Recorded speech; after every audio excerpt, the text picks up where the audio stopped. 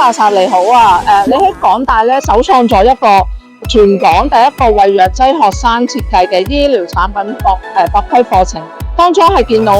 點樣嘅業界痛點，令到你有呢個決心或者去跨出呢個第一步去填補呢個教育嘅空白咧？Amy 你好，咁我諗咧主要有兩個原因啦。第一個原因咧就係大部分嘅一啲個藥劑課程，都係一啲關於呢個一啲知識啦，好幫我去做翻個藥